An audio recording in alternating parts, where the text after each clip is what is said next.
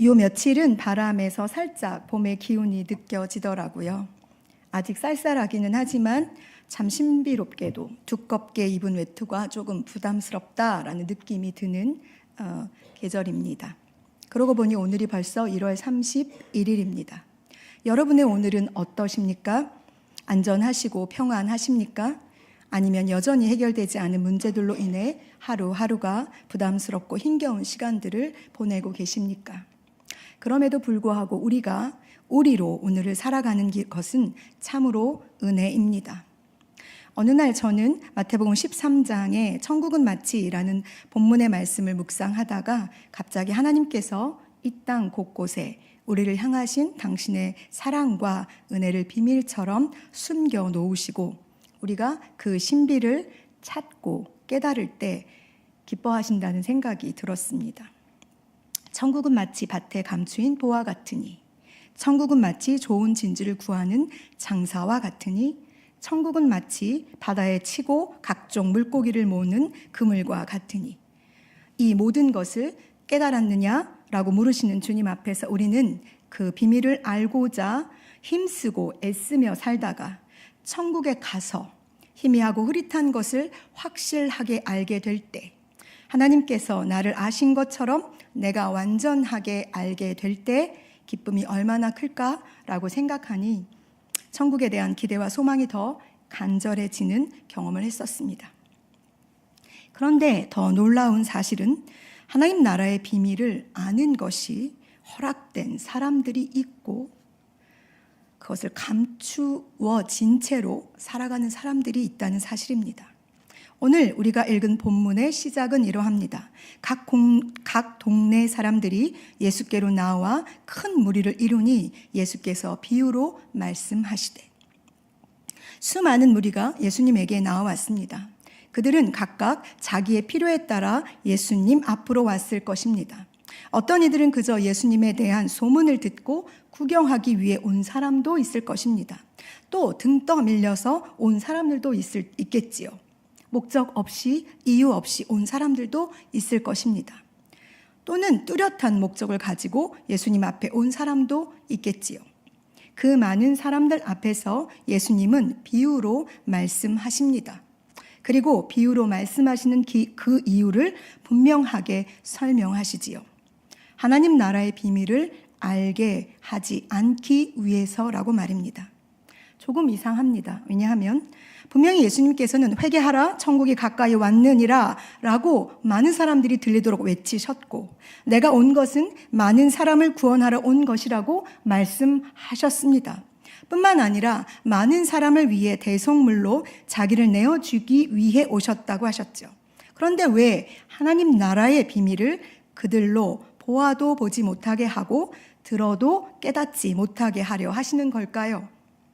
하나님 나라는 모두에게 허락되었으나 모두 들어갈 수 있는 곳은 아닌 걸까요? 아니면 하나님 나라에 들어가는데 분명한 조건이 있는 것일까요? 8절에 이 말씀을 예수님께서 하십니다. 들을 귀 있는 자는 들을지어다 라고 외치셨습니다. 조용히 말씀하신 게 아니라 들을 귀 있는 자는 들을지어다. 로마서 10장 2절에서 3절에는 이런 말씀이 있습니다.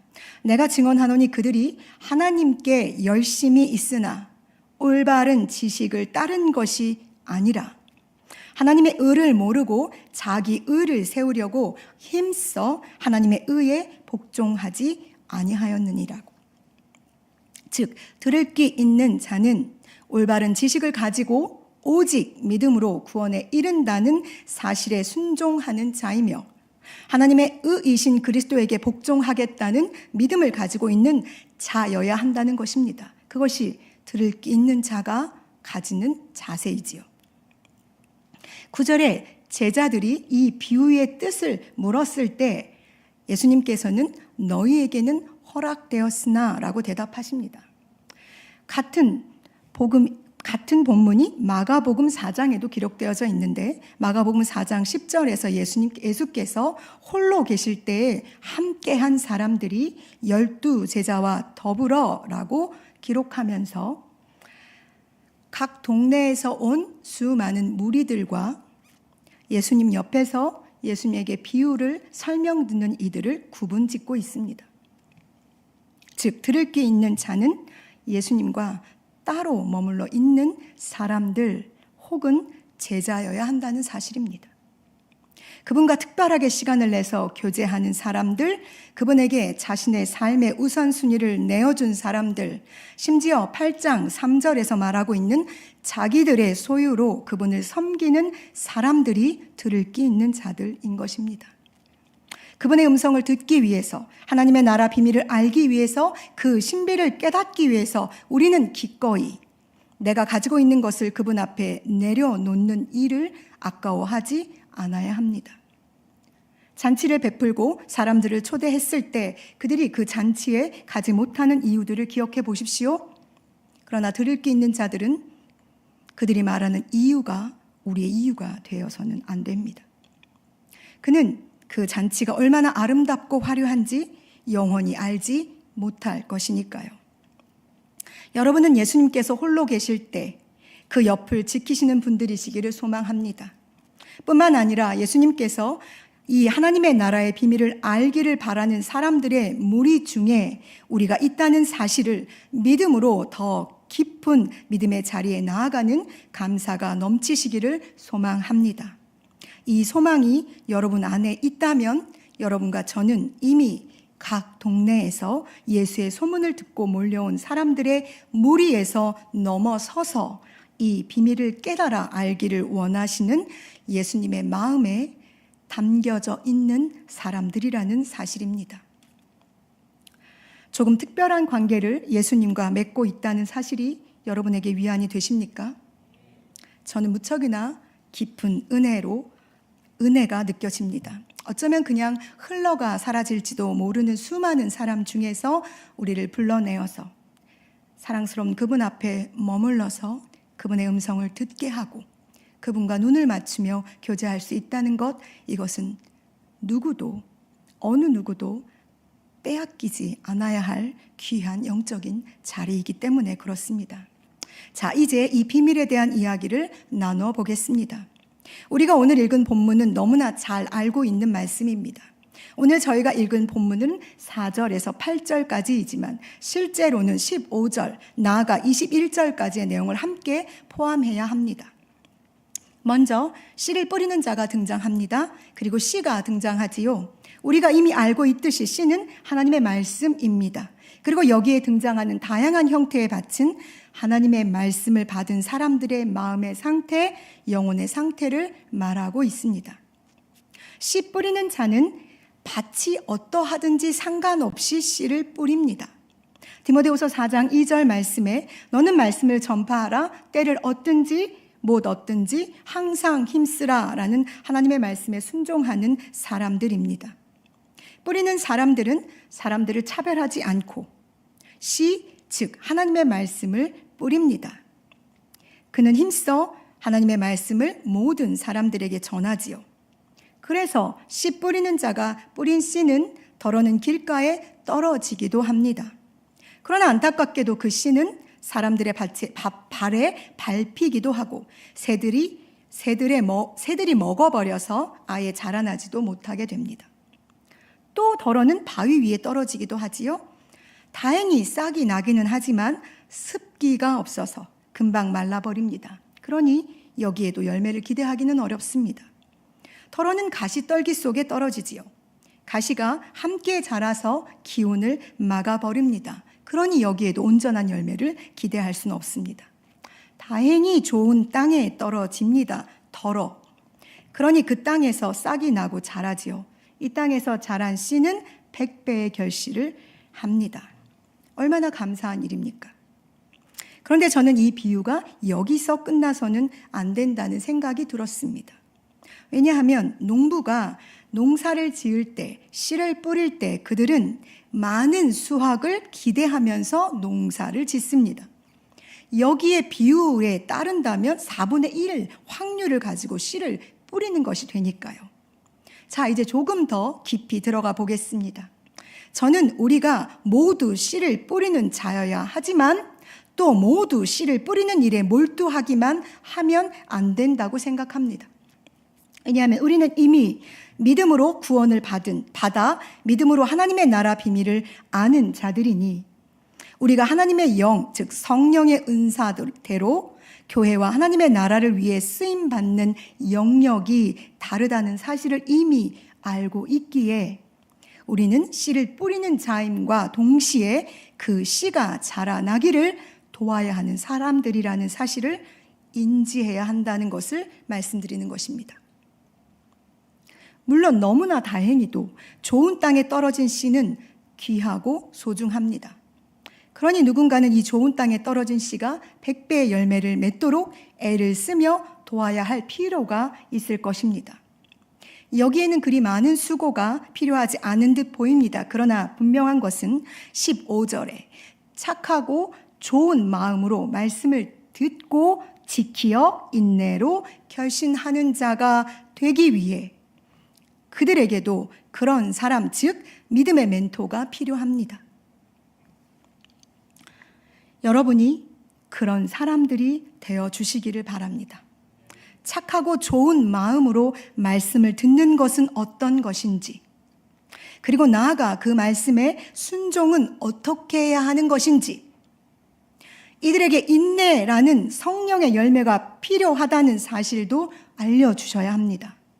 뿐만 아니라 그를 통해 100배의 결실을 맺는다는 사실은 나도 100배의 열매를 맺어야 하는 사람이라는 걸 잊지 마셔야 합니다. 좋은 밭에 뿌리를 내려 열매를 맺는 일은 귀한 일이니까요. 그러나 그 밭은 4분의 1에 불과합니다. 나머지 4분의 3은 어떻게 해야 할까요? 자, 이제 그 나머지 4분의 3의 밭을 살펴보기 전에 우리가 먼저 기억해야 할 말씀이 있습니다.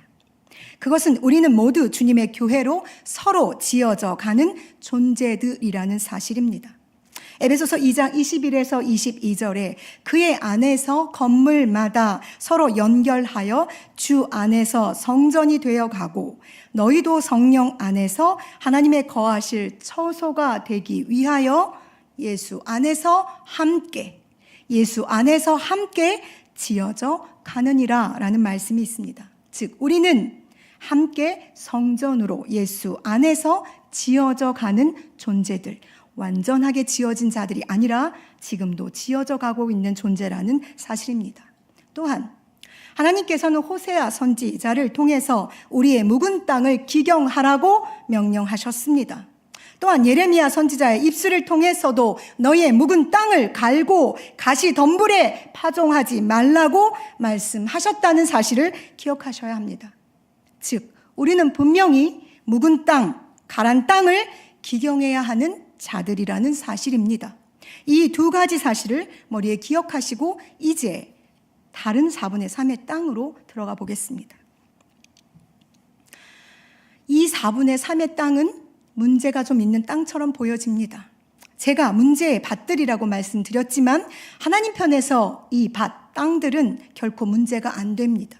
왜냐하면 하나님께서는 모든 사람이 구원에 이르기를 원하시는 분이시기 때문입니다.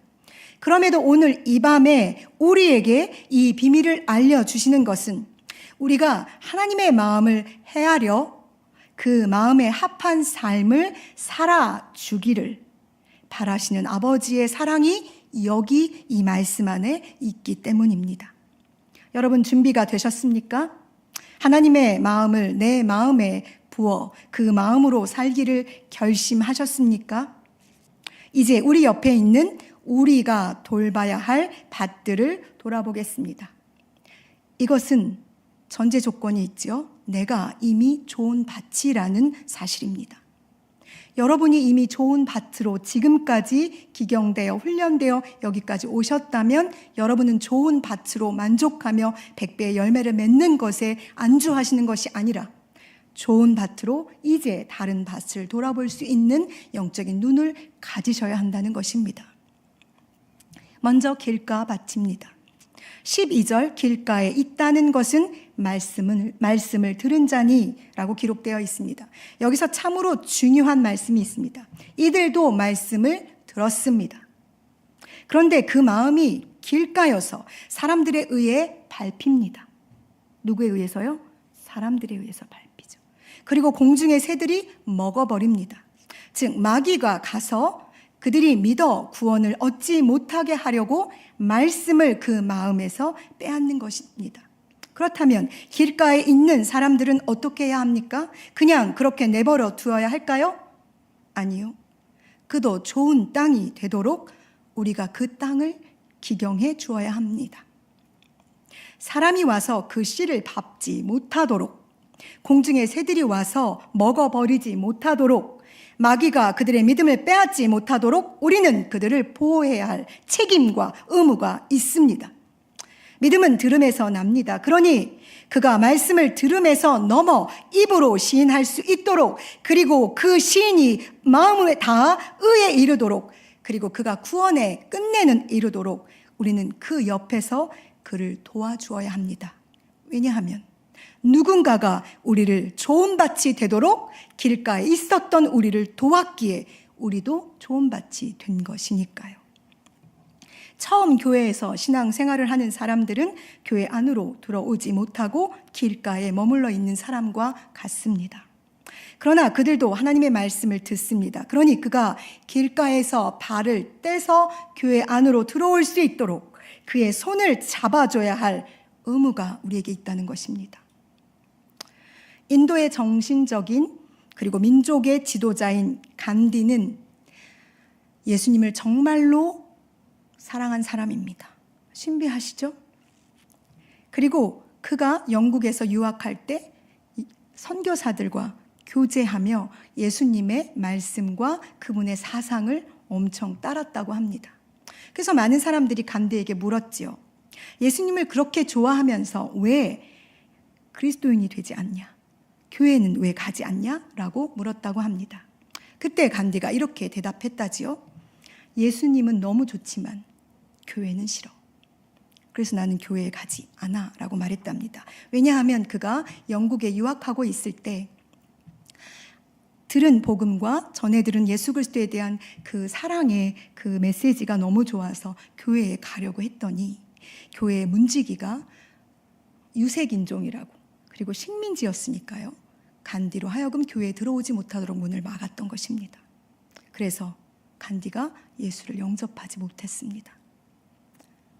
만일 그때 그 문지기가 그의 손을 붙잡아 교회 안에 넣어 주었더라면 길가에서 사람이 밟히지 않도록 새가 와서 먹지 않도록 그를 이끌어 줬더라면 인도는 지금 최강국의 기독교 국가가 되었을지도 모르겠습니다. 우리가 길가에 서 있는 사람들을 좋은 밭이 되지 못하게 하는 공중의 새가 되지는 말아야 하지 않겠습니까? 두 번째 밭은 바위입니다. 견고하지요? 아주 단단합니다. 더 문제는 그곳에 씨가 자랄 습기가 없다는 사실입니다. 13절에서는 뿌리가 없어라고 표현하고 있습니다. 즉 외적으로도 습기가 없고 내적으로도 뿌리가 없어 자랄 수가 없습니다. 그런데 이들도 기쁨으로 말씀을 받았다는 사실에 주목합니다. 그들은 잠깐 믿다가 시련을 당할 때에 배반한다고 말합니다. 이것은 종교적 배교 행위를 표현할 때 사용된 단어입니다. 그러고 보면 바위와 연결되어지는 사람 베드로가 떠오릅니다. 베드로는 반석이라는 이름을 주님께 받았습니다. 그런데 그는 예수께서 대제사장의 마당에서 고난당할 때 여자 계집종의 말에 3번이나 예수를 부인하고 그분을 배반하지요. 그러나 주님이 그를 다시 만나주시고 그가 회개한 후에 그는 누구보다도 순전한 그리스도인으로 주님을 따랐습니다. 어쩌면 단단하고 견고해서 자라지 못할 것 같으나 단단하고 견고해서 뿌리만 잘 내려지면 더 견고하고 더 단단한 그리스도인이 될 수 있지는 않을까요? 그에게는 지치지 않고 물을 주는 아볼로가 필요합니다. 절대 메마르지 않도록 끊임없이 물을 주는 사람 말이지요. 뿐만 아니라 말씀의 뿌리가 내려지도록 끊임없이 바위를 함께 깨줄 동역자가 필요합니다. 이 돌을 깨 구멍을 내주는 일에는 어려움이 따를 수 있습니다. 손에 피가 날 수도 있겠지요. 오랜 기다림의 시간이 필요할 수도 있습니다. 그러나 돌같이 단단했던 우리도 주님이 찾아오셔서 인내하심으로 참아주시고 이 단단한 돌 틈에 복음을 심어주셔서 자라게 하시고 뿌리 내리게 하시고 끝내는 십자가에 달려 죽으심으로 우리를 구원하신 그 사랑으로 우리에게 말씀하십니다. 너도 가서 그렇게 하여라. 이 말씀에 누군가는 순종해야 하지 않을까요? 마지막 밭은 가시떨기 밭입니다. 이 사람은 말씀을 들은 자이나 믿음 생활을 하는 중에 이생의 염려와 재물과 향락의 기운이 막혀 온전히 결실하지 못하는 자입니다. 누가복음 18장에 등장하는 부자 청년이 떠오릅니다. 그는 부자고 높은 지위의 관원입니다. 세상의 눈으로 볼 때 너무나 자랑스러운 청년이지요. 더욱이 그는 구원에 관심이 있었습니다. 그래서 예수님을 찾아왔지요. 선생님, 내가 무엇을 하여야 영생을 얻을 수 있겠습니까? 계명을 지키라고 말씀하셨을 때 그는 어려서부터 제가 다 지켰습니다라고 말합니다. 그때 주님이 그에게 크게 도전하십니다. 내가 오히려 한 가지 부족한 것이 있으니 내게 있는 것을 다 팔아 가난한 자들에게 나눠주고 그리하면 하늘에서 보화가 내게 있으리라. 그리고 와서 나를 쫓으라. 그 청년은 큰 부자였기에 심히 근심하고 돌아갔습니다. 돌아가는 그 청년의 뒷모습을 보시며 예수님께서 제자들에게 하신 말씀입니다. 재물이 있는 자는 하나님의 나라에 들어가기가 어떻게 어려운지, 약대가 바늘기로 들어가는 것이 부자가 하나님의 나라에 들어가는 것보다 쉽다라고 말씀하셨습니다. 이 사람은 구원에 관심을 가지고 있습니다. 그래서 자신의 힘을 다하여 노력했지요. 율법을 지켜냈으니까요. 그러나 이생의 염려, 재물, 향락의 기운에 막혀 온전히 구원에 이르는 결실을 맺지 못합니다. 온전하게 결실하지 못한다는 말은 성숙한 열매를 맺지 못한다는 의미도 있고 열매 자체를 아예 맺지 못한다는 의미도 포함하고 있습니다. 사실 매우 어려운 밭입니다. 그러나 우선순위의 문제로 이 상황을 들여다본다면 조금 쉽게 우리는 이 밭에 접근할 수 있습니다. 단 우리가 이 밭에 대한 긍휼한 마음이 있다면 말입니다. 이 생의 염려와 재물과 향락은 세상에 속한 세상의 것입니다. 그러니 하나님의 나라와 대적하는 것이지요. 이 밭의 사람들에게 우리는 어떻게 접근할 수 있을까요? 이 밭을 어떻게 하면 좋은 밭으로 만들어 줄 수 있을까요? 여기에는 본이 필요합니다. 이것을 우리는 신앙의 간증이라고 말합니다. 말씀대로 살았을 때 주시는 하늘의 복을 말합니다. 소중한 자들이, 순종한 자들이 누리는 자족, 그것을 말하지요. 그렇게 살아낸 사람, 하나님의 말씀대로 힘겹지만 굳건하게 그 말씀대로 살아낸 사람들이 외치는 그 소리를 그들 안에 있는 견고한 진을 파괴할 것입니다. 누가복음 18장 27절에 주님이 답을 주십니다. 무릇 사람이 할 수 없는 것을 하나님이 하실 수 있느니라. 우리가 이 하나님을 믿고 기도할 때, 그리고 우리가 하나님의 사랑 안에 살아가는 존재라는 사실을 인정할 때 우리는 사도 바울이 고백했던 빚진 자의 마음으로 그들을 품게 될 것입니다. 우리는 모두 사도 바울처럼 그리스도로 말미암아 복음의 빚진 자들입니다. 어떻게 이 빚을 다 갚아낼 수 있겠습니까? 어떻게 우리의 삶의 온 삶을 통하여서 이 빚을 주 앞에 다 갚을 수 있겠습니까? 오직 우리가 진 빚을 다른 누군가에게 갚아주며 살아내야 하지 않겠습니까? 그래서 우리는 분명히 좋은 밭, 착하고 아름다운 밭이 되어 열매를 맺어야 할 뿐만 아니라 우리에게 보여주시는 이 4분의 3에 남겨진 밭을 향해 나아가야만 합니다. 저는 오늘 여러분과 조금 다른 접근으로 우리 주변의 밭을 들여다 보았습니다. 분명히 내 옆에 내가 사랑하는 사람, 내가 귀히 여기는 사람, 그 누군가는 이 세 가지 밭 중에 하나에 속해 있습니다. 사랑하는 여러분, 저는 여러분이 열심히 씨를 뿌리는 자가 되어주시기를 소망합니다. 동시에 좋은 밭이 되어주시기를 기도합니다. 그렇게 좋은 밭이 되어 열매를 맺는 귀한 그리스도의 제자가 되어주십시오. 그리고 우리에게 보여주시는 길가의 밭처럼 가시밭, 돌밭으로 고통받고 있는 하나님의 사람들, 구원을 끊임없이 갈망하고 있는 이들을 향해 관심과 사랑의 수고를 아끼지 말고 해주시기를 부탁드립니다. 이 수고에는 분명한 대가가 따를 것입니다. 나의 시간을, 나의 노력을, 내 재정을, 그리고 내 마음을 쏟아 부어야 할 수도 있습니다. 때로는 우리의 손에, 우리의 마음에서, 우리의 눈에서 피가 철철 흐를 수도 있겠지요. 그럼에도 포기하지 말고 주님과 함께 묵은 땅을 기경하는 수고로움을 기꺼이 기쁨으로 충성스럽게 감당해 주십시오. 하나님의 나라의 비밀을 아는 자들만이 할 수 있는 수고입니다.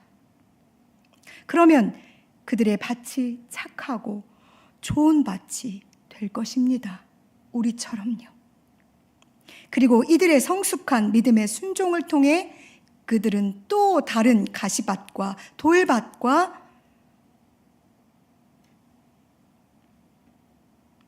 길가의 밭을 좋은 밭으로 바꾸는 일을 하게 되지 않을까요?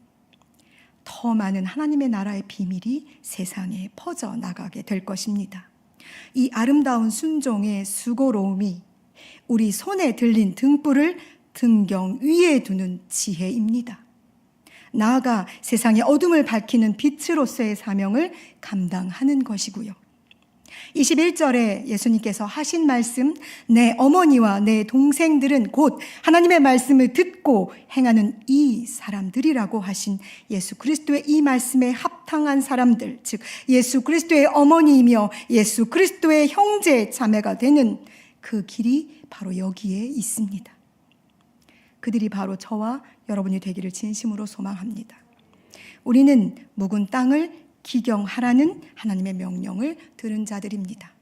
사랑하는 여러분, 우리에게 주신 성령의 강한 능력으로 우리에게 허락해 주시는 하나님의 사람들의 그 거칠고 단단한 밭을 기도하며 사랑으로 애써 기경해 나아가는 우리가 되기를 진심으로 소망합니다.